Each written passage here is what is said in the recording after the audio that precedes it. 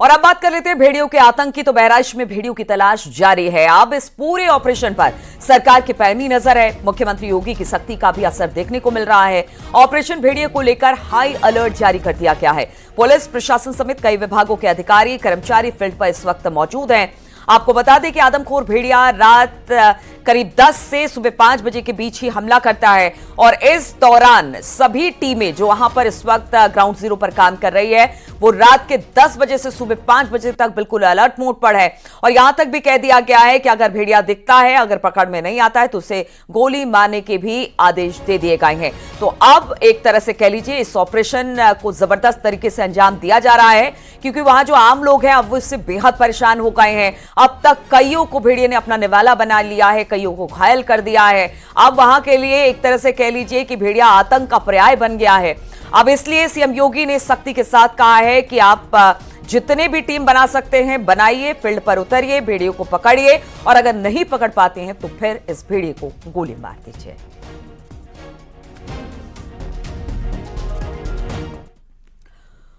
और अब बात उस भेड़िए की करते हैं जिसकी उत्तर प्रदेश की सियासत में एंट्री हो चुकी है। निशाने पर अखिलेश यादव है और शिवपाल यादव। सीएम योगी ने न सिर्फ अखिलेश और शिवपाल की तुलना भेड़िए के आतंक से कर दी, बल्कि उन्होंने 2017 से पहले भेड़िया काल का भी जिक्र किया है।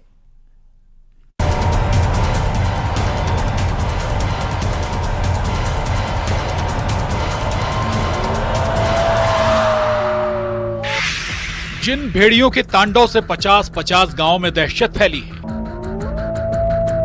जिस भेड़िए के आतंक से बच्चा बच्चा डरा सहमा है, अब उस भेड़िए पर उत्तर प्रदेश की सियासत आक्रामक हो चुकी है। नहीं, देखिए, जान इसलिए जा रही है क्योंकि सरकार काम नहीं कर रही है। सरकार को काम करना चाहिए इस पे भी कि जहां इस तरह की घटना हो रही है सरकार अपना पूरा विभाग लगाए और बच्चों की और परिवारों की जान बचाए। अखिलेश यादव ने जैसे ही आदमखोर भेड़ियों को यूपी की सियासत में एंटर करवाया, वैसे ही योगी ने जुबानी एनकाउंटर कर दिया। सीएम योगी ने भेड़ियों के आतंक को समाजवादी पार्टी के शासनकाल से जोड़ दिया और बता दिया कैसे 2017 से पहले सियासी भेड़िए उत्पात मचा रहे थे। चाचा और भतीजे में होड़ लगती थी वसूली को लेकर के, कौन कितना वसूल कर ले। एरिया बटे हुए थे। मैं देख रहा हूं ना इस समय कुछ आदमखोर भेड़िया प्रदेश के अंदर अलग अलग जनपदों में उत्पात मचा रहे हैं और कमोबेश यही स्थिति 2017 के पहले प्रदेश की थी। ये लोग उस समय कितनी तबाही मचाए हुए थे, किसी से छुपा हुआ नहीं है।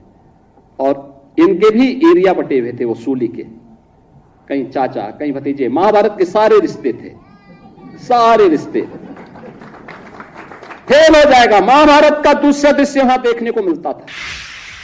सीएम योगी ने न सिर्फ समाजवादी पार्टी के शासनकाल को भेड़ियों की दहशत से जोड़ा, बल्कि उन्होंने अखिलेश यादव और शिवपाल यादव को भी निशाने पर ले लिया। सीएम योगी ने कहा, चाचा भतीजा 2017 से पहले प्रदेश में भेड़िया राज लाना चाहते थे। भेड़ियों की तरह इनके भी वसूली के इलाके बंटे हुए थे। दोनों आदमखोर भेड़ियों की तरह उत्पात मचा रहे थे। योगी की इसी टिप्पणी पर जब न्यूज 18 के रिपोर्टर ने अखिलेश से सवाल पूछे तो उन्होंने इस सवाल को नजरअंदाज करते हुए रुख विधानसभा का कर लिया। सदन में बाकायदा लखीमपुर, पीलीभीत, बहराइच, श्रावस्ती और आपके बिजनौर उन जिलों की सूची दी गई कि यहां से लोगों के जंगल से जो जानवर आ रहे हैं जिसकी वजह से जान जा रही है। कई सौ किसान गरीब उनकी जान गई है। हम लोगों ने मदद के लिए भी कहा सरकार से कि मदद करें इन परिवारों की, लेकिन कोई मदद नहीं की गई सरकार की तरफ से। और इधर सरकार ही नहीं बता पा रही कि आखिरकार बच्चों को कौन उठा ले जा रहा है। सरकारी कंफ्यूज है। सियासत के इस भेड़िया काल में अब जुबानी संग्राम छिड़ चुका है। बीजेपी 2017 से पहले की दहशत को जनता के सामने ला रही है, तो समाजवादी पार्टी भी अब हमलावर हो चुकी है। ये भेड़िया जो है वो लालची होता है, धूर्त होता है और 2017 के पहले लालची और धूर्तों का जो है वो कार्यकाल था। तो चाचा भतीजे जो हैं वो भेड़ियों के आतंक के प्रतीक तो हैं ही। योगी आदित्यनाथ जी ने इसलिए जो है मनुष्य रूपी जो है भेड़ियों को पहचानने का काम किया है। तो सरकार 17 के बाद से काम क्यों नहीं कर पा रही है? ये निगेटिव राजनीति सरकार क्यों करती है? निगेटिव शब्दों का इस्तेमाल क्यों करती है? इसके मतलब उनके पास पॉजिटिव बताने को कुछ नहीं है। जब पॉजिटिव बताने को नहीं होता है, जब आप समाज के अंदर में बढ़ते हुए करप्शन को नहीं रोक पा रहे हो, लॉ ऑर्डर मेंटेन नहीं हो पा रहा है, समाज में आप बेरोजगारी दूर नहीं कर पा रहे हो, महिला पे अत्याचार बढ़ता चला जा रहा है, तब आप पिछली सरकारों को के ऊपर एक निगेटिविटी थोपने की कोशिश करते हो। यानी जिस भेड़िए को निपटाने के लिए वन विभाग समेत यूपी पुलिस दल बल के साथ खेत खलिहानों की खाक छान रही है, अब उसी भेड़िए की दहशत पर सियासत भी जमकर हो रही है। और जिक्र 2017 से पहले समाजवादी पार्टी के शासनकाल का हो रहा है। Bureau report, news 18।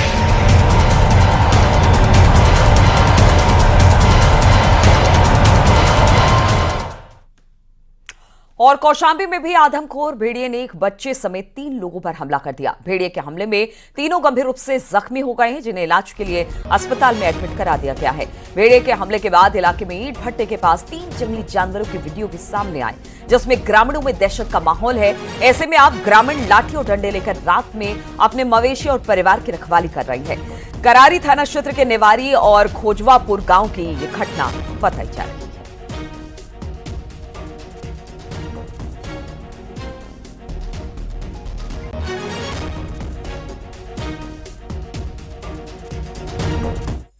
Bahraich Sitapur के बाद अब कौशाम्बी में भी भेड़ियों के खौफ से लोग दहशत में हैं।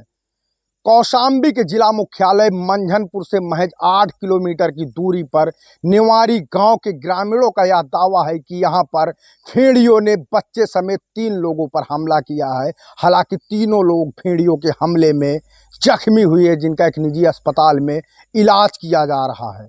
हमारे साथ लोग मौजूद हैं, हम बातचीत करेंगे जो रात में इस वक्त कहीं ना कहीं भेड़ियों के खौफ से गांव में पहरा दे रहे हैं। हम उनसे बातचीत करेंगे कि आखिर क्या घटना घटी थी। पहले तो हम उस शख्स से बात करेंगे जिसके चोट लगी हुई है। कैसे चोट लगी आपके? सर जी, वो हम बकरियां चरा रहे थे नदी किनारे, तो नीचे बैठे हुए थे, मच्छी पकड़ रहे थे, तो उधर बच्चे को, जो छोटा बच्चे को हमला किया था, तो उसने चिल्लाया। उधर बच्चे लोग सब बकरियां फकरियां चरा रहे थे, तो हमने समझा बच्चे लोग झगड़ा उगड़ा किए होंगे। उसके बाद हम बैठ के नीचे मच्छी मारने लगे और बकरियां हमारी ऊंचे पे थी, तो उसको देखा तो बकरिया को हमारे जब दौड़ा ना, तो हमारी बकरियां नीचे गिर गई। तो हमने ऊपर आके देखा कि क्या चीज़ है, बकरियों को दौड़ाया, तो देखे ना तो वो कुछ दूर तक निकल गया था। कुछ दूर निकलने के बाद में हम जब उसको बोला कि ये जानवर जा रहा है, तो पीछे लौट के हमारे ऊपर हमला किया। कौन सा जानवर था वो? जी, भेड़िया सर था। कितने संख्या में थे? संख्या में तो एक ही उस टाइम दिखाई दिया। उसके बाद में जो बच्चे लोग को हमला किया वो दूसरा है। ये तो हमारे पास अकेले दिखा था वहाँ पे। कितने लोगों पे हमला किया? 3 आदमी पे। 3 आदमी? जी। 3 लोगों को चोट पहुंचाया? जी, एक बच्चा है छोटा, 2 आदमी तो 30-35 साल के हैं। और भी साथी हमारे साथ, हम उनसे बातचीत करेंगे। जिस गांव के ग्रामीण हैं, आप इनको देख सकते हैं, इनके हाथों में लाठी डंडे हैं। कहीं ना कहीं एक इस बात के दहशत में है कि ये जो खूंखार भेड़िया हैं, जैसा कि ग्रामीणों की ओर से लगातार दावा किया जा रहा है कि जो हमला किया गया है दिन पर बच्चे समेत 3 लोगों पर, वो भेड़ियों के द्वारा किया गया। हम इन्हीं से बातचीत करेंगे और ये जानने की कोशिश करेंगे कि आखिर क्या हुआ था गाँव में। लाठी लेके आप टहल रहे हैं? लाठी लेके घूमते हैं सर। भेड़िया बहुत जोर किए हैं। भेड़िए के लिए लाठी लेके, डंडा लेके, टार्च लेके घूम रहे हैं। बच्चे सो रहे हैं, जानवर भी बांधे हैं, तो मतलब रक्षा कर वो देखने के लिए। कितने लोगों पे भेड़ियों ने हमला किया है? 3 लोगों पे किया। कितनी की संख्या में थे भेड़िए? अरे वो 5-6 के संख्या में थे। अच्छा। बाकी सब साथ में नहीं गए, 5-6 हैं। अच्छा, ठीक। और भी लोग, हम उनसे बातचीत करेंगे। आपके हाथ में लाठी है, किस बात की दहशत है आप? यहाँ पे जानवर निकला है, भेड़िया। अच्छा। रात बिरात में, दिन में भी तोड़ता है, रात में भी लड़के लोग सोते हैं घर में।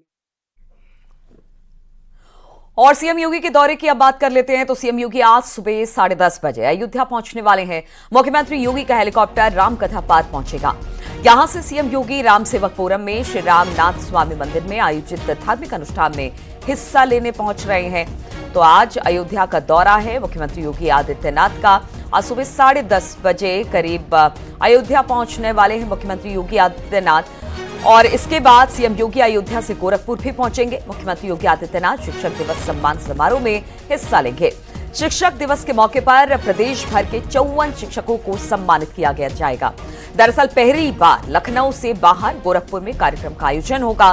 सीएम योगी पहली बार लखनऊ की जगह गोरखपुर में हो रहे आयोजन में पहुंचेंगे। ये कार्यक्रम शाम को 4 बजे रखा गया है।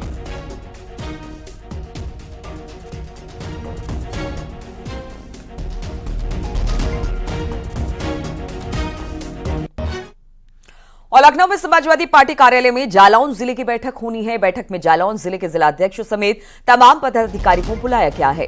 एसपी कार्यालय में होने वाली बैठक में अखिलेश यादव तमाम पदाधिकारियों के आगे की रणनीति पर काम करने के बारे में बताएंगे। आपको बता दें कि बुधवार को गोरखपुर जिले की बैठक हुई थी, जिसमें तमाम पदाधिकारी भी शामिल हुए थे और अब जालौन की बैठक में भी तमाम पदाधिकारियों को बुलाया गया है, जिसमें अखिलेश यादव इनसे आगे की रणनीति पर चर्चा करने वाले हैं।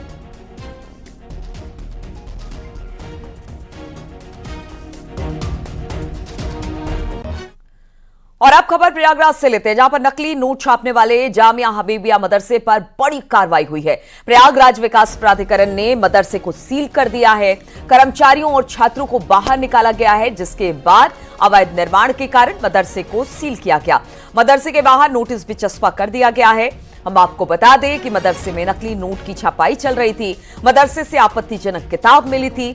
मदरसे के प्रिंसिपल को पहले ही गिरफ्तार किया जा चुका है। साथ ही नकली नोट के 2 मास्टरमाइंड को भी गिरफ्तार कर लिया गया था और अब सील की कार्रवाई की गई है।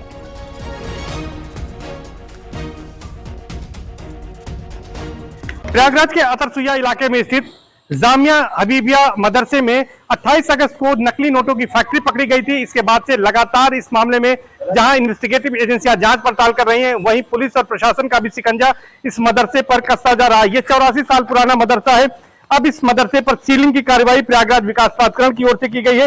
प्रयागराज विकास प्राधिकरण की टीम आज दोपहर करीब 3 बजे यहां पर पहुंची थी और यहां पर करीब 70 बच्चे थे, 12 प्रबंध कमेटी के लोग थे। इसके साथ ही साथ यहां पर जो उनके परिवार के लोग रहते थे, तकरीबन 100 लोग थे, जिन्हें यहां से बाहर निकाला गया और बाहर निकालने के बाद इस मदरसे को पूरी तरह सील कर दिया गया है। सीलिंग के बाद यहां पर प्रयागराज विकास प्राधिकरण की ओर से एक नोटिस बोर्ड भी लगाया गया है, जिसमें साफ तौर पर यह लिखा गया है कि अनाधिकृत होने के चलते यह निर्माण सील किया गया है। इस निर्माण में सील को तोड़ना, पुनर्निर्माण की कोशिश करना तथा किसी प्रकार के क्रय विक्रय करना अवैधानिक एवं दंडनीय अपराध है। इस बात का यहाँ पर नोटिस भी लगाया गया है। दरअसल ये बताया जा रहा है कि प्रयागराज विकास प्राधिकरण से इसका नक्शा स्वीकृत नहीं है, इसके चलते ये बड़ी कार्रवाई यहाँ पर की गई है। आईबी के साथ ही साथ एलआईयू, यूपी एटीएस और एसटीएफ, ये तमाम जो एजेंसियां हैं वो लगातार इसकी जांच कर रही हैं और इस मामले में विदेशी फंडिंग से लेकर आतंकी कनेक्शन की बात हो या फिर इस मामले में अवैध निर्माण की बात हो, हर एंगल से कार्रवाई की जा रही है और माना जा रहा है कि यहां पर प्रयागराज विकास प्राधिकरण की ओर से बुलडोजर का भी एक्शन देखने को मिल सकता है। सर्वेश दुबे, न्यूज़ 18 प्रयागराज।